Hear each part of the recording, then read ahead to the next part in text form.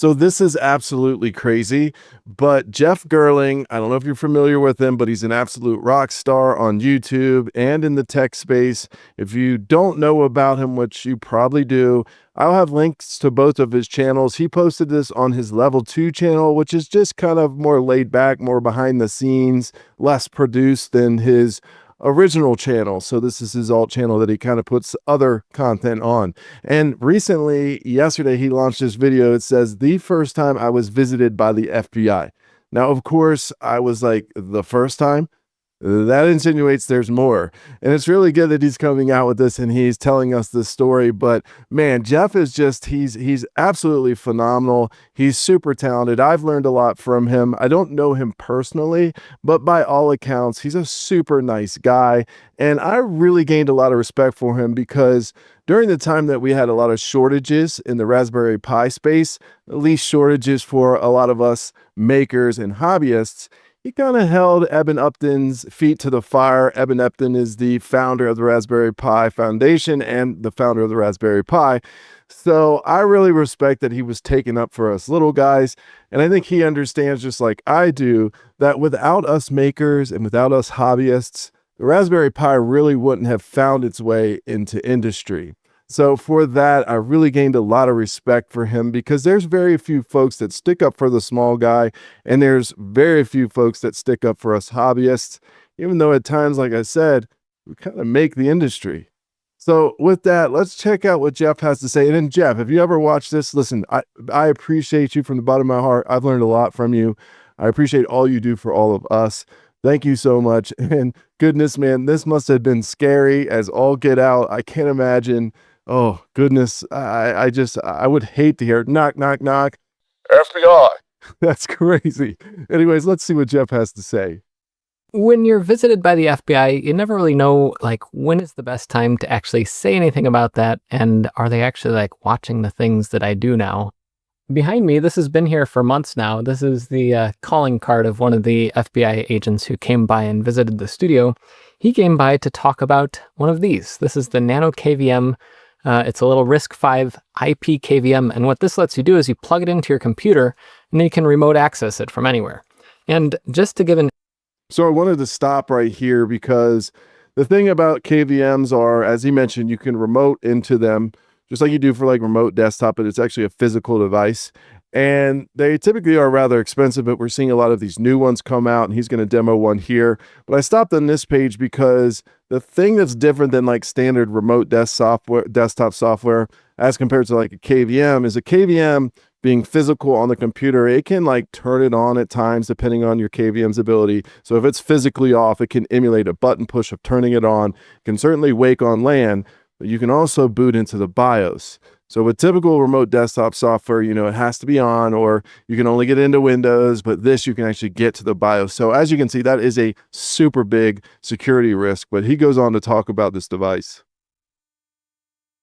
Give an illustration of the reason why this is interesting, I think, to the FBI is this is what's inside of there. This is the whole thing. This can fit inside of almost any computer, can be discreetly put in next to a laptop or something. You plug in one end to the network, or you can use Wi-Fi. The other end has HDMI and USB, so you can remote control and view a computer. Now, from what I've heard, and this is a comment, this is from GLINet. This is the JET KVM. I've reviewed 2 of these, but not this one yet. I'm still working on that. But these things are tiny. They're so tiny that they have been starting to be used by people who are trying to steal secrets or trying to gain access to systems they're not supposed to. And I just saw a blog post from Run Zero, and this is my... So I don't want to completely cannibalize all of his content. And I hope, Jeff, if you're doing this, I hope I didn't offend you. I hope I'm not overstepping my boundaries here. I'm not trying to steal your content. I just thought this was really important for my audience in particular, especially folks who homelab. I push a lot of privacy on my channel. So he goes on to just state here about the blog. I'm going to link this video that he has directly as well underneath his channel links. This way you can go look at it for even further. But this is just a vlog or blog that came out that is going to go over the particular details. But he goes on to talk about, you know, even some foreign actors. And they have people put these on their computers and then either remote work or maybe even inside of a building or something. they gain access to secrets and systems that they shouldn't gain access to. So anyway, I'll link to this Run Zero post, but I thought I'd finally say something about this because just a little Easter egg. There's always some fun things behind me here. And that little FBI card has been there for a while. It wasn't for blowing anything up. It wasn't for blowing up capacitors or any of the radio shenanigans that I'm doing. It wasn't for me trying to alter time with all of the clocks and GPS gear that I have here. It was for one of these tiny things. So I guess if you have a YouTube channel and you talk about these things, be prepared in case you do get a door knock from an FBI agent wanting to talk to you about it. Anyway, crazy things happen on level 2, Jeff, and that's just one of the fun things that happens day to day. So here is an example of something that's similar to that RISC-V board. This is an ESP32. You've probably seen a lot of stuff we do on my channel. If not, check the links. I'll have some stuff there. And they're really easy to use. They have onboard Wi-Fi, onboard Bluetooth. But those Chinese manufacturers are now making really cheap KVMs on these type of cheap chips.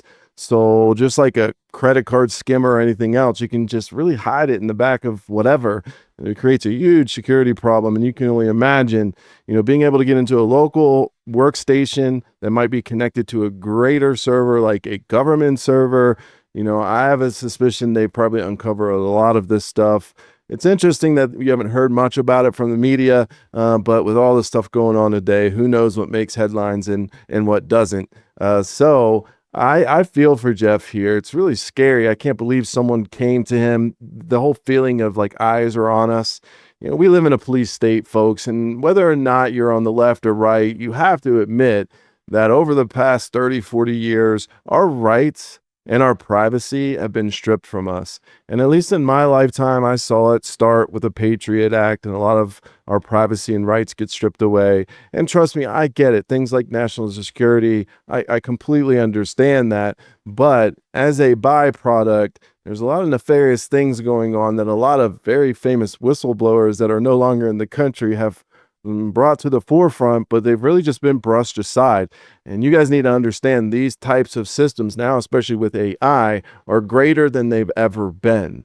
I mean, the fact that they found Jeff, my hope is, again, that they're coming to him as a subject matter expert, because that would be appropriate. And that would actually make me feel good about our country's security, because Jeff, as I mentioned, he's pretty much a genius and he knows a whole lot about this stuff. So I'm really hoping they just came to pick his brain. But again, we don't know that side of the story.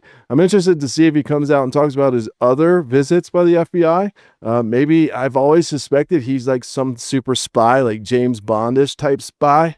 Like, like the geek that has turns into like a vigilante superhero, like a tech superhero. Like, couldn't you see Jeff being that way with like a cape and stuff? Plus he's like super honorable and like super like good person, like super wholesome dude. Like that would be awesome. But I suspect it's that and it's not anything else. But hopefully we hear a little bit more about it. But at the end of the day, I understand this is going on, and it just brings to forefront but kind of what we both do, and that is just learning to be self-sufficient in case, something happens. And I'm not even saying it's going to be like some crazy government takeover. I mean, maybe it's a solar flare. Maybe it's something like that. But I think for a lot of us makers and stuff, there is a little bit of prep going on and a little bit of like, I can create things out of the bits and pieces, and I know how to do that. And that feels good just in case something happens, but it also feels good because we can build our own stuff. And by building our own stuff, we can control that ecosystem. So for things like homelabbing, that privacy I was talking about, you can reel that back in a little bit and you can take control of it versus giving it away. I mean, look, right now, what's happening between like the administration that we have now, them building this great database on all Americans, and they're using a lot of Palantir AI, and it's really scary what they're collecting because there aren't really a lot of laws surrounding it. And even if there is, I think this administration clearly is willing to step over or at least walk that line of legality. So that's what's happening right now, folks. And now they're clearly, eyes are on probably even me. So anything you do now, anything at all is policed, and your privacy might as well be thrown out the window. So just keep that in mind, folks. And that's the sad story that I wish more people would talk about, is the fact that we are in a police state. And it's super scary, folks. and it's not getting any better. I mean, even with free speech, think about it. A lot of parallels there. You can have free speech, but if it's the wrong type of speech, then we're going to prosecute you. So just be careful out there. I'm not trying to scare you. I'm not trying to put a political twist on this. Just trying to be a realist and also tell you what's happening on the back end with technology and show you an illustration like poor Jeff, a wholesome fella, red-blooded American like myself that loves my country. So hopefully it was, again, subject matter expert, not anything nefarious. But I'll be listening, Jeff. And again, if you are watching this, from the bottom of my heart, thank you for what you do for all of us small people, or us small creators here on YouTube, but also all of us in the maker space and in the hobbyist space. We appreciate your tutorials. We appreciate your advocacy. We just appreciate you being a rad dude. Anyways, my name's Hill Phantom, and I'll see you next time.